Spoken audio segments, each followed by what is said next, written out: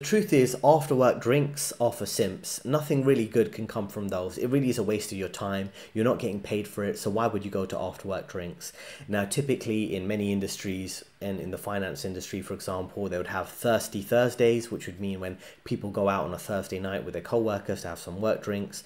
I would recommend you avoid that at all costs. It's really a waste of your time. Very little you can gain from that unless you want to suck up to senior management and maybe get some benefits in your career, which is not very that likely, especially these days. You can always say you don't want to attend a family event, a work event, by saying you have a family event, you have some other personal commitment to attend to. It's typically full of these work drink sessions after works. Typically it's full of gossiping, male employees simping for their female co-workers or sucking up to their girl boss managers, or it's dealing with outdated boomers giving lectures on how you should live your life and what you should believe. All these rules that don't typically apply to the younger generations anymore. There's a massive risk of cancel culture, Me Too, especially if you're a man and you have different opinions, you have right-wing conservative beliefs. If you avoid work drinks, it's a good thing. Nothing good can really come from it. So let's look at a few videos and see how Thirsty Thursdays typically work and how it actually exists within reality. So I just want to have a quick look at this video. I've turned the sound off because of the song. I don't want it to have a copyright issue.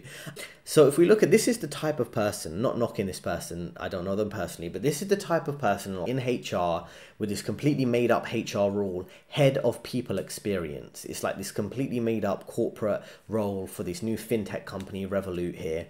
They're mentioning that, oh, you're going to organize these Thirsty Thursdays, and you'll see in a few clips here how they have, like this expensive kind of catering within the office, free drinks, everyone socializing. But this is the type of environment it is, right? In that socializing work environment, is something that's tailored to her personal taste, right? As a AWFL, affluent white female liberal, who dominate the corporate culture, right?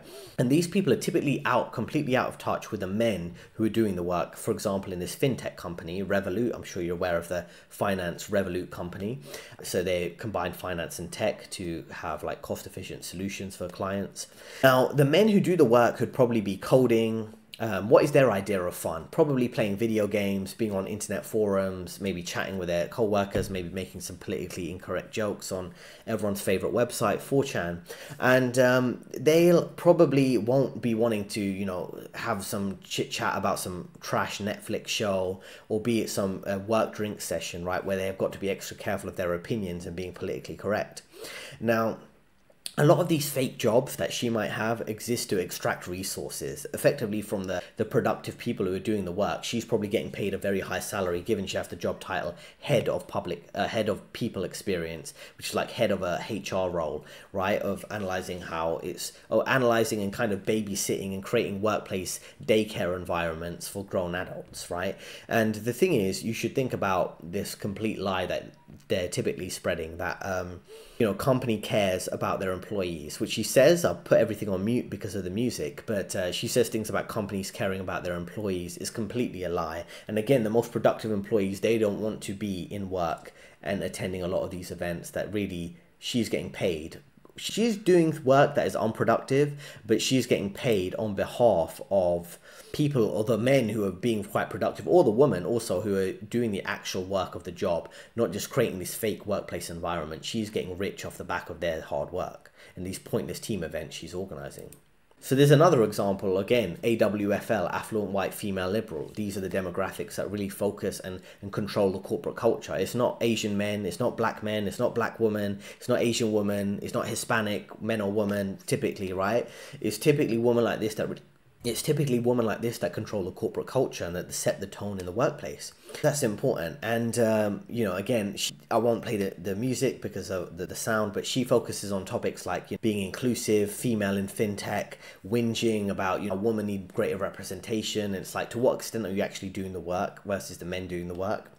So let's have a quick look. I'll play it in the background while I just talk through some of this. So this is the type of workplace environment it is. I'm not knocking anyone, right? But it's their session of socializing. I'm not saying any of these things are necessarily bad, but you should just be aware of what opinions you can say, what can't you say, what is the kind of workplace environment and how you're allowed to interact with people. If you say something at one of these events, could you be cancelled tomorrow? Who's actually doing the real work? Which woman, again, it's again another white woman in recruitment, right? These men, you see, are typically the guys doing the job, right, of the company that's helping make the profit. Now, what can you discuss in this cancel culture environment? What work projects can you discuss? What are people gossiping about? This whole thing is presented as fun, but in reality is quite, I don't know, I wouldn't want to be here. Let me know in the comments, am I being crazy here, or do you actually want to socialize in these environments? Typically, I'd feel like a bit more uncomfortable. Again, there's a guy in corporate sales who does the actual work. This kind of overweight guy you just saw, it was slightly earlier, is coding or sales development, something like that. So it really does make you think, what is the corporate environment? What are the dynamics? Just in a simple example there. And we've got another kind of interesting instance of this, of how workplace after work drinks is something you should avoid, given it can really be detrimental to your career, because a woman can make up anything against a man and create all types of relationship drama. Let's listen to this. And that has a work husband, your head's hot. Like, absolutely no, this is not a thing. Because apparently your work, it's this, all the things that encompass in work that they would be there for, would just mean that they're always together. It takes one thing to go wrong at home.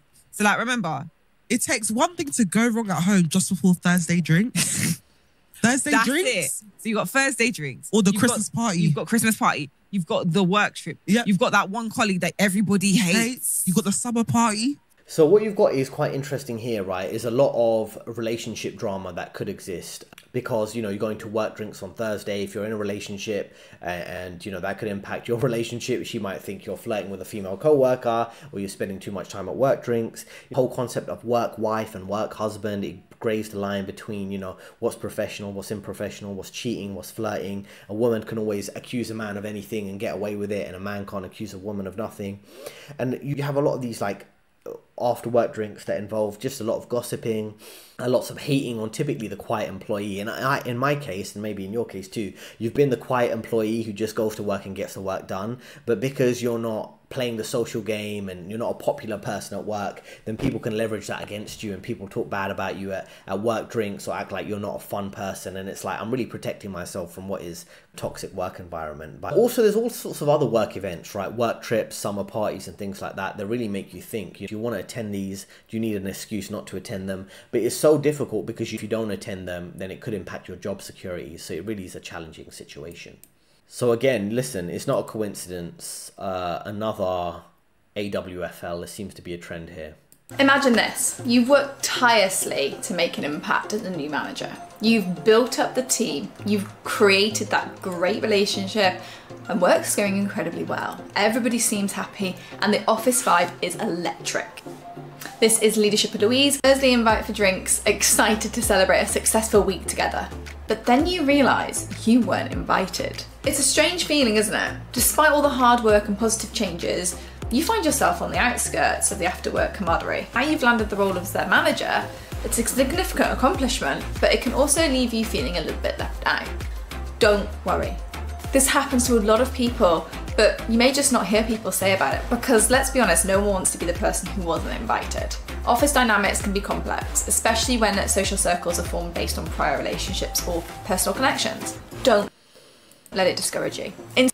So listen, I'm going to have to cut short this completely useless career advice, right? That's why I'm here and she's not, right? So anyway, so these type of people, again, not a coincidence, AWFL, affluent white female liberal, typical Karens that you have to deal with at work. See, everything becomes about making themselves the center of attention. She's talking about Thursday drinks and working hard but not being invited to those. Everything becomes in those work drink sessions about making this specific demographic the center of attention. And unfortunately, if we're going to talk about race, which seems to be, you know, sometimes we can't, unfortunately, white men, they're put in a position, or they want to kind of put these women on a pedestal and make them the center of attention. And that's what ends up happening in any social environment in the West, but typically the workplace environment. And if you're not pandering to them, then you're not game, you're not playing the game that's required of you also as other employees, other male of other other races, Asian or black or whatever, right? So yeah, it's very cringe to be in these environments, right? And there's no way of going to some of these events without them deliberately trying to be the center of attention. Now, when you come and you think about, you know, the workplace office vibe, what she's describing here, I only played a short clip of her. She was talking about, you know, the vibe in the office, developing workplace relationships. I think that is true to a certain extent, but it's like, why is everything becomes a popularity contest with this demographic? It's about, oh, I'm eagerly awaiting an invite to the Thursday drinks. This isn't like high school. This isn't Mean Girls with Lindsay Lohan, right? This is like about getting the work done. It's not about feeling like you're fitting in versus being on the outskirts. This is their ideal environment. Everything is about feeling in the in-group and not feeling left out. And this is what I mean a lot about the feminized work environment. Things that some of the signs that we don't pick up on, because I mentioned about, you know, being productive and things like that. But a lot of this type of environment is based around, you know, creating this female popularity contest, right? And she talks about, I've cut it short because it's a complete waste, right? She talks about leading with integrity and empathy. This is the type of clueless career advice that you must avoid, right? If you lead with integrity and empathy, you're not going to do well, right? That's why I'm here to give you the honest answer on how it works, right? You'll get completely wrecked by ruthless psychopaths in this office. Only, and I'll say this as nice as I can, only the AWFL, affluent white female liberal, can be so naive about the office environment. Because you know why? There'll be a white man or another man, a simp, a beta orbit R, who will catch her when she falls, who will protect her from some of the more negative aspects of corporate environment, because she'll be babied in the office by typically a woman in her, you know, early 20s as a white. There'll be a middle management guy who's in his 40s who will kind of guide her through the corporate environment and give her extra special treatment. This is typically how it works, right? And apart from that, if you try to lead with integrity and empathy in the corporate environment, it's completely delusional. It won't work out for you. So don't get caught slipping around these types, because they'll get special treatment. Instead, you won't get special treatment, and it really won't work out well for you. Particularly, I would say, if you're a man of color, be careful around this demographic that you will see get completely special treatment compared to you. Don't end up doing extra work for them thinking it's going to pay off for you. Don't be a simp. Don't be a workplace simp. Don't be a simp for this. It's not going to work out. So let's see the man's perspective. We've got some different guys. And just to emphasize how cringe it typically is in a corporate environment, let's listen to this guy. Do you remember when Becky put paperwork in the fridge? Oh, what did I say? What did I say? I said, I got bar. Oh, Lee, you're mental. Sit next to me. Sit next to me. Sit next to me. Sit next to me.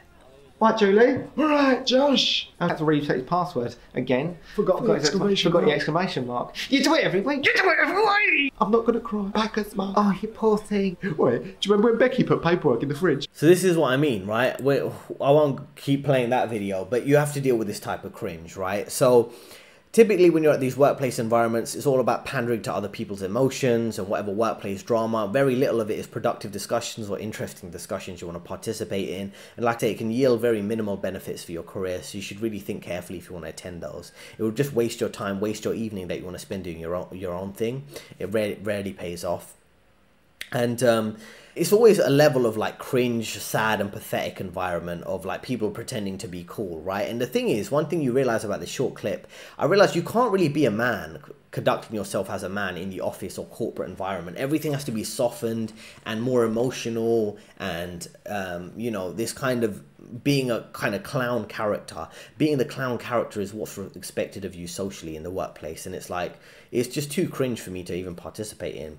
And it's very hard to like socialize in that environment when you're expected to be this kind of goofball character.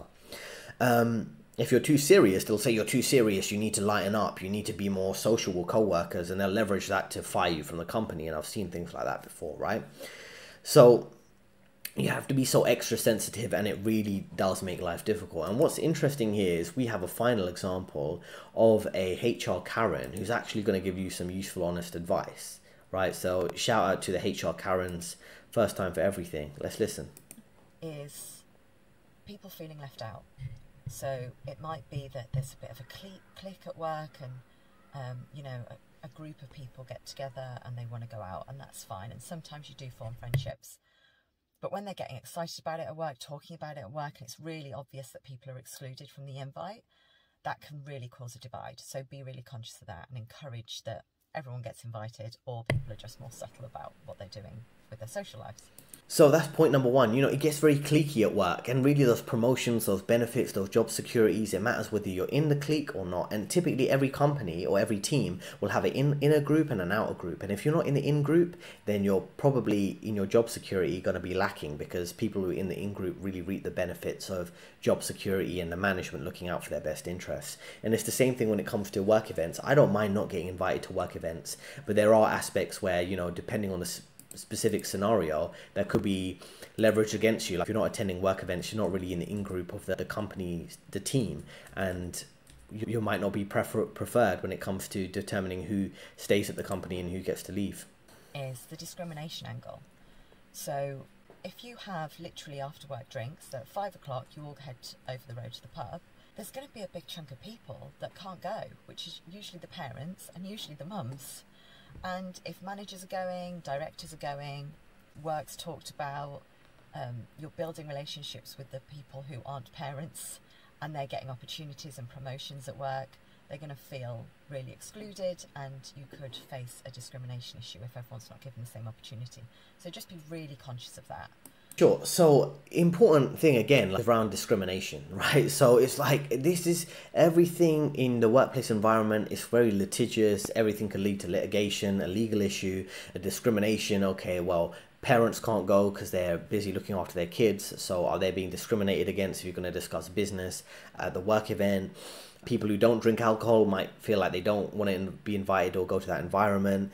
Then there's people who might have a mental health issue and they're not good at socializing. So it really creates a massive issue, not only for the company, but for you as an individual too. So it's really ridiculous that people are commanded that they have to attend these workplace events when it's like really one-sided, and it's based heavily biased in, say, in certain demographics' favor and people who like socializing with co-workers. Thing 3 is vicarious liability. So if everyone's going out, they're drinking, someone says something offensive, someone behaves inappropriately, and you hear about that when they're back in the office. Don't ignore it just because you didn't pay for it, you didn't organise it. They were only there because they all worked together. So just be conscious of that. And if somebody did something inappropriate or said something that they shouldn't, then it's probably a good idea to intervene, sort it out, coordinate the apologies, I guess. And then everyone can move on, and there's nothing underlying that's sitting there bothering anybody. Anyway. So that's an interesting last point, right? So when it comes to liability, right, this is what I mean in this environment more so than ever. Divisive dynamics between men and women, left wing, right wing, cancel culture, what opinions you can and can't have, race, religious issues, you know, political issues, what's the right opinion to have, what you like to express, all this type of liability. It's all about favoritism, having the correct views, looking out for employees' emotions and feelings, simping for women, agreeing with other people's emotions. It's not built for people like us. If you come to my channel, you're probably not these type of people, right? So what you can see from start to finish of the video that I've gone through, all these different clips, I've kind of exposed how ridiculous the workplace parties are, how the after work parties, and there are going to be many coming up in the next few months, that you should kind of either avoid them or minimize your exposure to them, or arrive early and leave early. That's always a good option, right? So when people are leaving their workplace at 5 p.m. to go for work drinks, leave straight with them, stay for 1 to 2 drinks, and then if you want to pretend you got a phone call and you have to go and go and do your own thing, right? That's really how I approach these environments. It's more risky. You have more to lose than you have to gain. So really think that through carefully if you are going to be going to these type of workplace environments. Now, if you want more help navigating the really toxic workplace environments we're in now, reach out to me for some career advice. There's a link in description. I can help you directly. It's particularly in the next few months, as you know, there could be more after work parties, there could be more layoffs and things like that. Who knows? Let me know in the description what you think about after work drinks and parties and things like that at your companies, corporate parties and so on. And there are 2 recommended videos on your screen right now, and I'll see you next time.